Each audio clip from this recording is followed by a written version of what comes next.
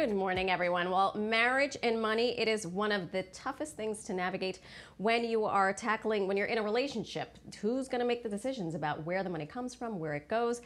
Good thing, it turns out 22% of all couples go their separate ways or get divorced as a result of problems when it comes to making decisions about money. So, who does all of the sussing when it comes to our finances? Thank goodness we have financial expert Bobbi Rebell here to help us figure out how to save money and save our relationships. Good morning, Bobbi. How are you?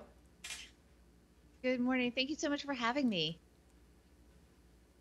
Absolutely. So what's the good news when it comes to partners who are trying to manage their money? Because there has to be some silver lining somewhere. So the good news is that Tally, and I do work with Tally, I'm their financial expert. They commissioned a Harris poll that found that 80% of Americans believe that both partners in a relationship should have equal decision-making power. And this is so important because at least you come at any disagreement from equal power, basically. And so you're starting out with an equal foundation, and that really can help resolve any conflicts that you have. I love that. So what do we do if one person in the relationship makes more money than the other? So this is also somewhat encouraging because that Tally survey also found that 1 in 5 Americans do believe that the person who makes, excuse me, this is encouraging because only 1 in 5 Americans, I should say, believes that the person who makes more money should have more financial decision-making power. This is interesting, Marysol.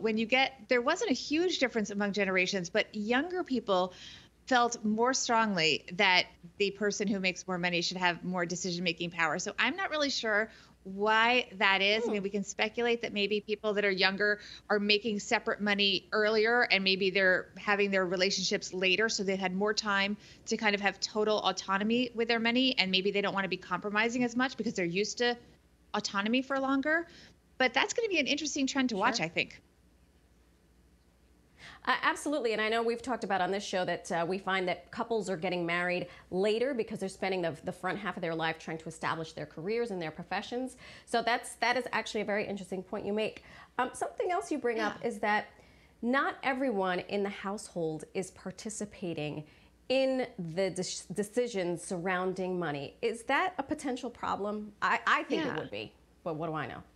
I completely agree with you. Exactly. And this Tally survey did find that about 20% of Americans who live with their significant other said they manage the money alone. And you point out very accurately that this is something that is concerning because what happens is, number one person might resent having to do all the work, of course. One person might resent not knowing what's going on. But more importantly, when something happens that's unexpected, we need our significant others to know what's going on so that they can step in and manage the money until we can get back to normal. So especially with all the different unexpected changes going on, we need to be talking more and we need to be at least communicating more about what's going on in our family finances so that we're in it together.